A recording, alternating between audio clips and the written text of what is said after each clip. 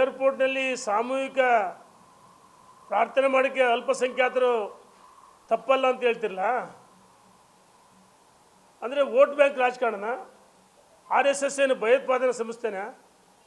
ಹಂಗಾರೆ ಪ್ರಿಯಾಂಕಾ ಖರ್ಗೆ ಪ್ರತಿ ದಿವಸ RSS ಬಗ್ಗೆ ಲೆಕ್ಕ ಕೊಡಬೇಕು, ಬ್ಯಾನ್ ಮಾಡಬೇಕು.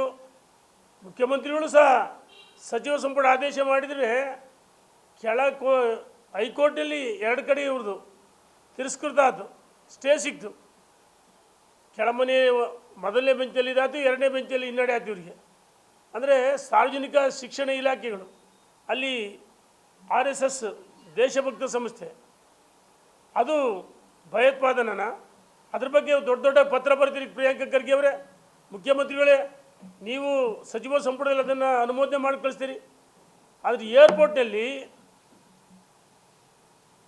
ಸಾಮೂಹಿಕ ಪ್ರಾರ್ಥನೆ ಮಾಡಿ ತಪ್ಪು ಅಲ್ಲ ಅಂತ ಕಾಂಗ್ರೆಸ್ಸಿನ ಮುಖಂಡರು ಹೇಳ್ತಾರಂತೆ. ಕಾಂಗ್ರೆಸ್ಸಿನ ಎಷ್ಟು ದೇಶದ್ರೋಹಿಗಳಂತ ಹೇಳೋಕ್ಕೆ ಇದೊಂದು ತಾಜಾ ಉದಾಹರಣೆ.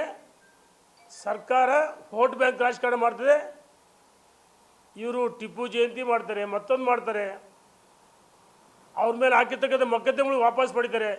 ಇನ್ನೂ ಕೆಲವು ಅಲ್ಪಸಂಖ್ಯಾತ ಗುಂಡುಗಳು ರಾಜಾರೋಷವಾಗಿ ಕರ್ನಾಟಕದಲ್ಲಿ ಗಲಭೆ ನೆಬ್ಬಿಸ್ತಾರೆ.